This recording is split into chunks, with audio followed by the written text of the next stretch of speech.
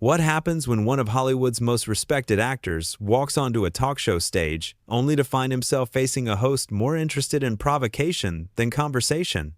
It only took 33 seconds of condescending questions before the entire interview exploded into one of the most shocking confrontations ever broadcast on live television. The studio lights were hot that evening.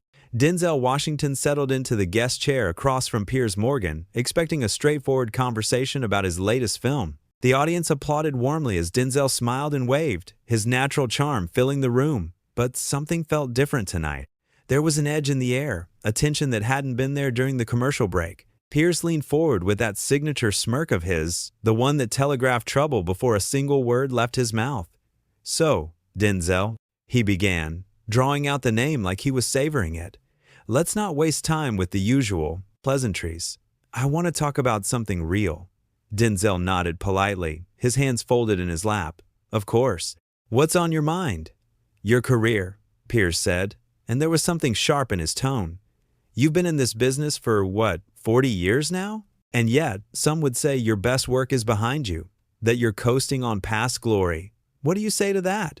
The audience went quiet. You could hear the uncomfortable shifting in seats, the collective intake of breath. This wasn't how interviews usually started. Denzel's smile didn't waver, but his eyes changed. They became more focused, more alert. "Well, I'd say that's an interesting opinion," Denzel replied calmly. "But opinions are just that, opinions. I let my work speak for itself." Piers laughed, but it wasn't a friendly sound. "Oh, come on now. Surely you can do better than that. I'm giving you a chance to defend yourself here." "Defend myself?" Denzel's voice remained steady, but there was a new quality to it now, something firmer. Against what exactly? The crime of having a long career? Against mediocrity, Piers shot back, and the audience gasped. "Let's be honest, your last 3 films were forgettable at best. The critics certainly thought so. Box office numbers don't lie, do they?" Denzel took a breath, his jaw tightening slightly.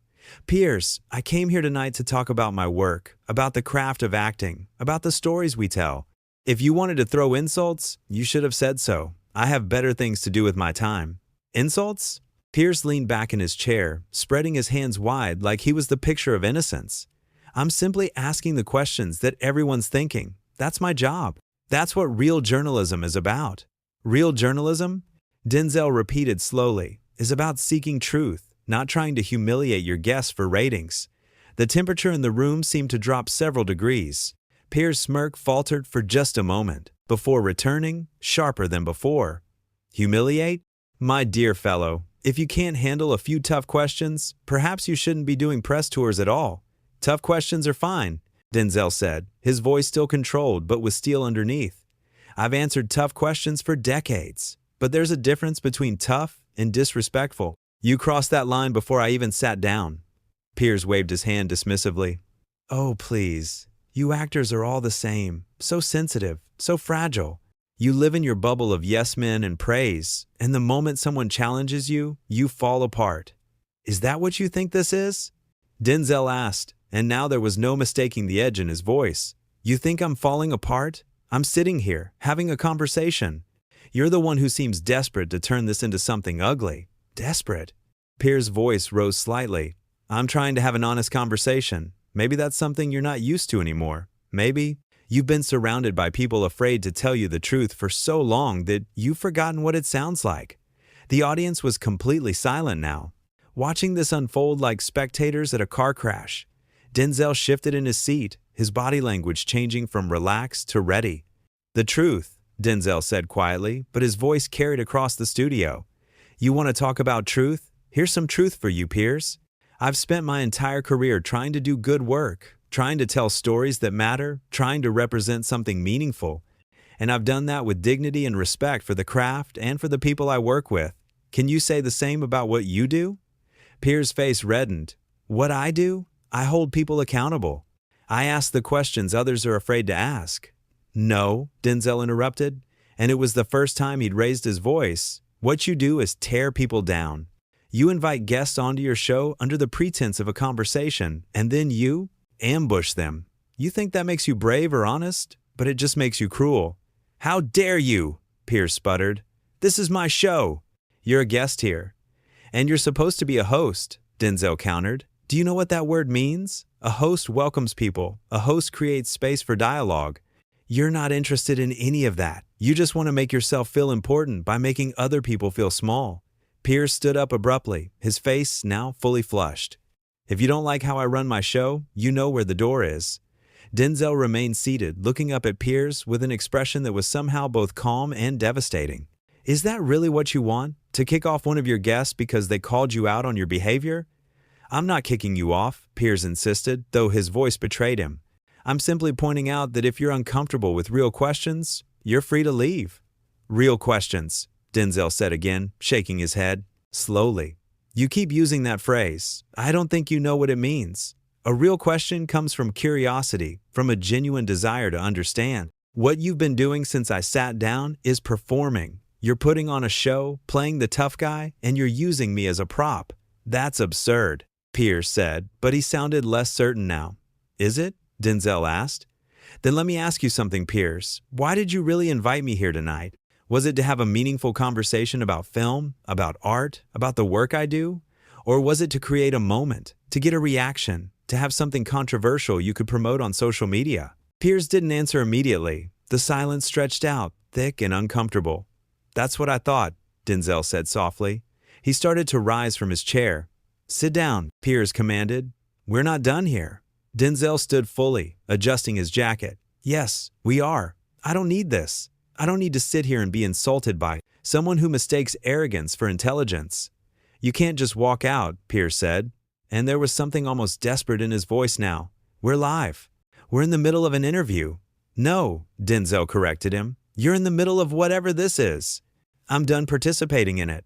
He turned to the audience. I'm sorry you all had to witness this. You deserve better tonight. You deserved an actual conversation. The audience broke into spontaneous applause.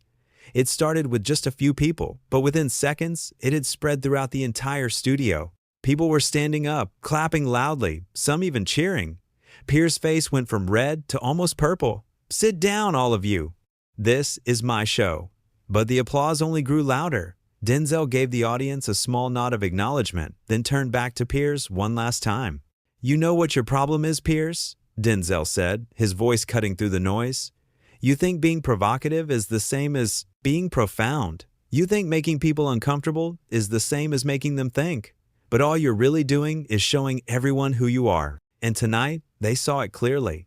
Get out, Piers said, but his voice cracked. Get out of my studio. I was already leaving, Denzel replied. But I want you to understand something. This, right here, this moment, this isn't my failure. It's yours. You had a chance to have a real conversation with someone who's dedicated their life to their craft. Instead, you chose to be petty and small. That says everything about you and nothing about me. Security, Piers called out, his voice shrill now. Get him out of here. But security didn't move. They stood at their positions, watching, waiting. The producers in the booth were frozen, unsure what to do. This was live television, and it was spiraling completely out of control. Denzel walked toward the stage exit, his movements calm and measured. Every eye in the studio followed him. Applause continued, building into something like a standing ovation. You're finished, Piers shouted after him. You hear me? I'll make sure everyone knows what happened here tonight. I'll tell them how you couldn't handle a simple interview. Denzel stopped at the edge of the stage and turned back one final time. The lighting caught his face perfectly, and his expression was one of such complete composure that it made Piers' flustered anger look even more pathetic by comparison. You do that, Denzel said quietly. Tell everyone. Tell them exactly what happened here. Tell them how you treated a guest. Tell them how the audience reacted. Tell them everything. Because the truth, the real truth, will speak for itself. Piers opened his mouth, then closed it again. For once, he had nothing to say. That's what I thought, Denzel said. Then he walked off the stage, his footsteps echoing in the sudden silence that followed the applause. Behind him, Piers stood alone on the stage, his face a mask of barely controlled rage and humiliation. The cameras kept rolling, capturing every second of his discomfort. He looked at the audience, who had stopped clapping but were now staring at him with expressions ranging from disappointment to disgust. Well, Piers said, trying to regain some control, I suppose that's what happens when some people can't handle honest criticism. But his words fell flat. The audience didn't react. They just kept staring. We'll take a commercial break," Piers stammered, looking desperately toward the control booth. "When we come back, we'll discuss what you all just witnessed." The producer's voice came through his earpiece, but whatever was being said made Piers' expression darken even further.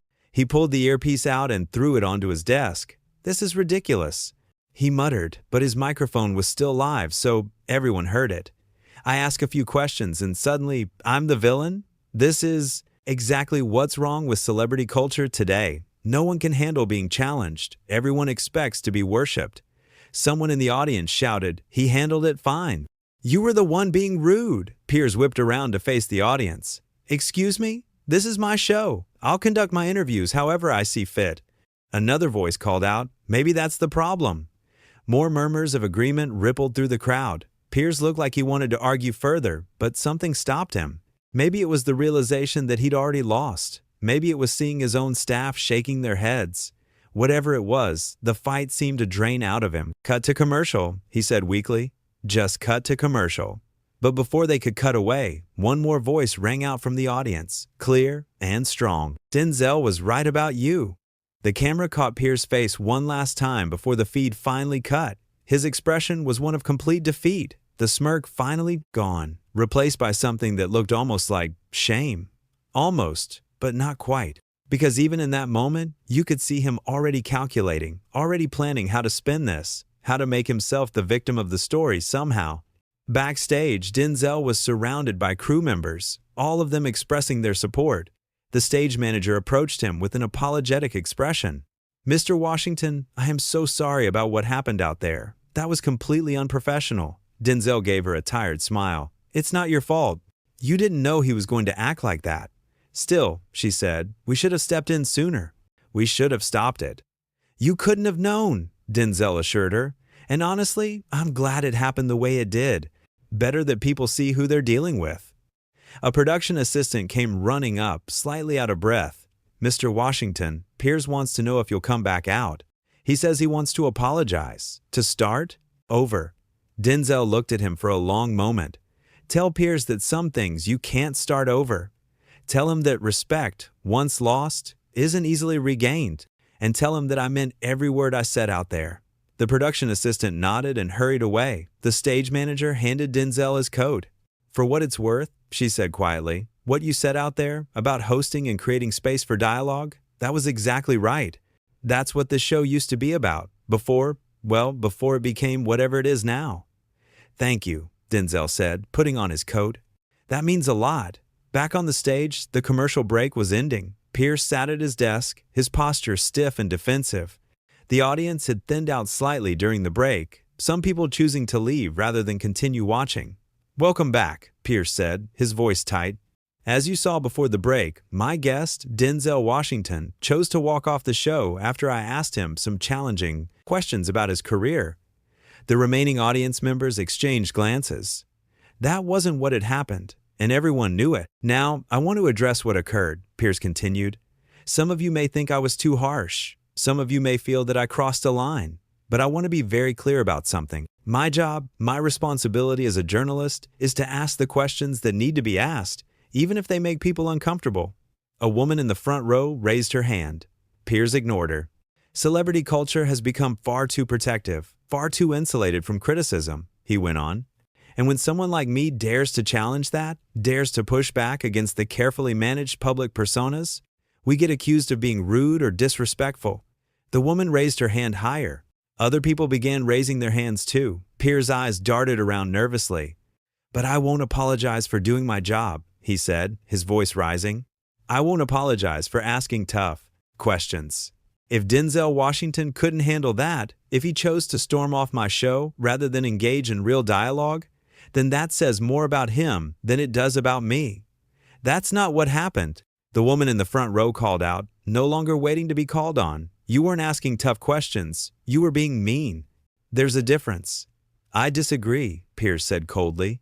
"And frankly, you're not qualified to make that judgment." "We all saw it," another audience member shouted. "We were right here." "You insulted him from the moment he sat down." The stage manager was frantically signaling to Piers to move on, to change the subject, but he seemed incapable of letting it go. If you all felt so strongly about it, why didn't you say something during the interview? Piers challenged. Why wait until now? Because we were shocked, someone replied. Because we couldn't believe what we were seeing. Oh, spare me the dramatics, Piers snapped. You're all acting like I committed some great crime. I asked a few pointed questions. That's all.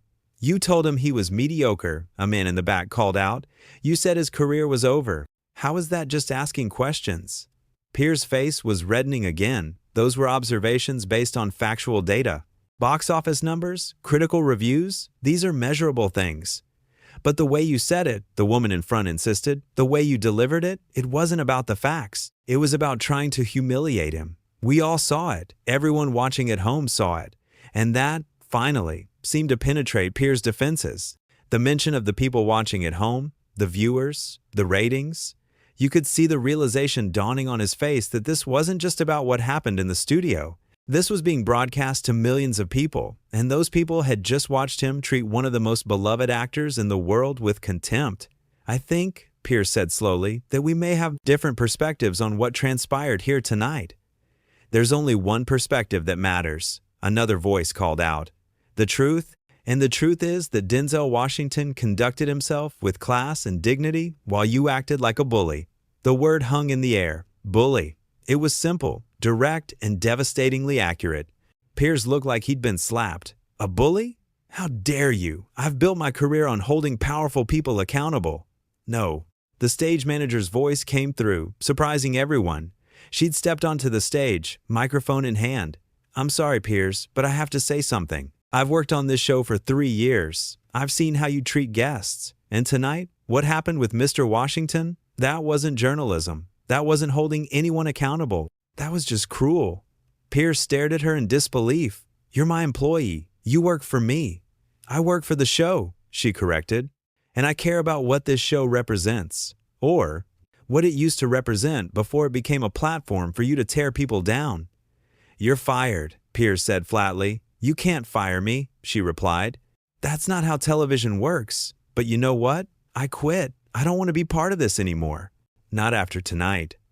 She set down her microphone and walked off stage to thunderous applause from the audience. Piers sat frozen, his mouth hanging open slightly. The camera operator, an older man who'd been with the show since its inception, lowered his camera. She's right, you know. This isn't what we signed up for. One by one, the crew members began stepping away from their positions. Not all of them, but enough.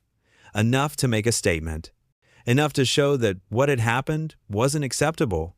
Piers looked around at his crumbling show, at the departing crew members, at the hostile audience, at the empty chair where Denzel had been sitting just minutes before. For the first time all evening, he seemed to truly understand what he'd done. Ladies and gentlemen, he said, his voice barely above a whisper, we're going to have to end tonight's show early. Technical difficulties. But everyone knew there was nothing technical about it. The difficulty was entirely human. The difficulty was sitting right there at the desk, finally facing the consequences of his own actions. The feed cut to black, and somewhere in the building, Denzel Washington was already in his car, driving away from the studio. His phone was buzzing with calls and messages, but he ignored them all. He'd said what needed to be said. He'd stood up for himself and for the basic principle that respect should be the foundation of any conversation, especially on a public platform. And as he drove through the city streets, he felt no regret about walking away. Sometimes, the most powerful thing you can do is refuse to participate in your own degradation. Sometimes, the strongest statement you can make is simply to leave when you're not being treated with the dignity you deserve. Behind him, in the studio, Piers Morgan sat alone on his stage, the cameras off, the audience gone, confronted at last with the reality that his approach, his methods, his entire philosophy of confrontation and provocation had